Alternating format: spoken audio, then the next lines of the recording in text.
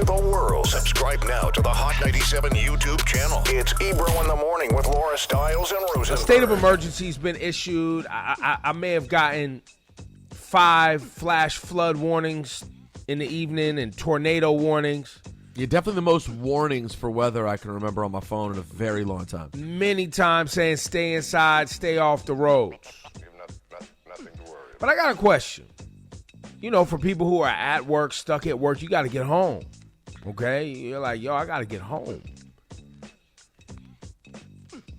If you're standing on a subway platform and you see mass amounts of water pouring into the subway station that you're currently trying to get a train to go home,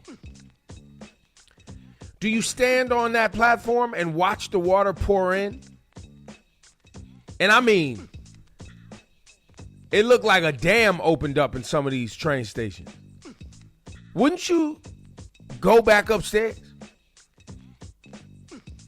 Try a different train station? Why would you stay underground while water poured into the location that you're at? And anyway, I hear you. Am I tripping? No, I saw some of the videos you posted. I need questions. Why you? And for that, I think you need a... Congratulations, you played yourself. I got another question. Let's say you're driving down the street and you see a section of the road that's flooded. I mean, it is flooded. And you say to yourself, I think I can make it across, but I don't know how deep that water is. And it's dark. Do you say to yourself, I'm going to keep driving? Or do you say to yourself, you know, I'm going to make a U-turn here. Go a different direction. Why would you drive in the water that you don't know how deep it is? You can't. Your only option is to sit there and see if someone else is dumber than you, and they're going to drive through first. Then you can watch and see if they float away or not. But you can't be the one to risk it. Well, Griff just told us an even horrible story about somebody he knows that risked it and decided to drive his large truck through a flooded section of their town. He had his son in the car. He told us this didn't happen last night. This happened a while ago. This did not happen last night. Had his son get out the car because it was near their house and decided that he wasn't going to park his truck. He was going to decide he was big truck, I'm going to drive on dude. And there was a live electrical wire in the deep water that he drove through, set his car on fire. He lost his life. Damn. My point is... horrible. Ugh. If you see a flooded section and there's water and you don't know how deep it is, you probably should not drive through it. Or else I'll have to give you this. Congratulations, you played yourself. Because bad things will happen. Your car could start floating. Water gets into your engine stalls. You're stuck in the middle. Y'all do understand that when water gets into your engine, that's bad. How bad? Well, your car will stop working. It'll just turn off. It's like getting the insides of any electronics wet. It's just over. Yeah, and the bad thing about your car is you can't just turn it over in a plate of rice, in a bowl of rice. Can't put it in the rice. No. Also, I guess while we're on this subject, I mean, isn't this a great day to talk to the climate change deniers who think that this is normal and none of this stuff is happening because of any other reason except, I guess it's just rainy this time of year. They'll never admit it, Rosenberg. They were like, no, it's just a storm. Those numbers Ebro gave earlier, the records that were set in terms of amount of rain, doubling and tripling the all-time records previously in New York. Newark got hammered. Central Park numbers, they crazy. And the cleanup still happens today. So please, stay out of the way. Make sure the roads are clear. Call your job if you can. I know there's people who don't have that luxury of just like calling in. They get paid by the hour. If they don't show up, they don't get paid. So it's very difficult for a lot of people. But if you can, stay out the way so we can figure out what's going on outside. Because Last night looked great. Yo, Bushwick got turned into. It looked like the whole Hudson River came into Bushwick. I know, it was wild everywhere. Yeah, tons of videos of cars floating. My boy said he saw basically water going up a hill, like waves of water going in the reverse direction of the hill, of the decline of the hill. Fam, I told y'all yesterday they had reports that the whole Mississippi River got pushed in another direction, the whole Mississippi River. You know how big the Mississippi River is? Right. So that wind, when it's ready, well, but not only the wind, but the water and everything combined pushing against. You know what I mean? It's serious business outside, B. Mother Nature's nothing to be played with. Nah. And some of y'all want to learn the hard way and get this button right here. Congratulations, you played yourself. I was talking to my son. son. What did you say to your son? I'm sorry, Shawnee. Sorry, no, I was just saying that I was feeling bad for people who had to take the bus home. You know what I'm saying? Like if you were on a bus or a train and you had to get from point A to point B, like once you got off the train, now you have to stand at a bus stop. Then I started seeing videos and I was like, wow. It showed him like, yo, remember what I was saying? It was a mess. Laura, what you got today?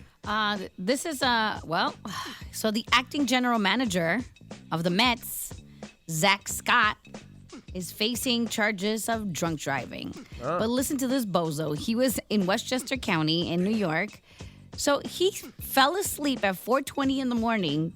He falls asleep in his car near a federal courthouse and police headquarters. Oh, damn. All right? Drunk as hell. And then they were saying that when they were trying to get him a breathalyzer test, he was arguing with them, acting crazy, didn't want to do it, so they made him get out the car, and do the hop 1, 2, 3. Failed miserably. Wow. And I just, fam, when are people gonna learn? If you're that wasted, don't get behind the wheel of a vehicle. Well, does it now, Laura? I got questions. In Rosenberg, maybe you get. If you're wasted and you don't have nowhere to go, and you don't get behind the wheel of your car, you just get in like the back seat and lay down. Can they still hit you with a DUI? Because I think the technicality is, even if he wasn't driving, he was sitting in the driver's seat. Correct? I think it may be car being on. But if he's sitting in the well, listen, I could be wrong, but my whole thing is like, take a cab home. Take a Uber. They got apps it makes no now, sense, bro. First of all, if you know you're gonna drink and you drove to the location, park your car in a place that you could possibly leave it there till the next day. Take a cab home. There's no reason for you to even try to move your car. You never know what could happen when you're that wasted. What's his name? Dude, it's so.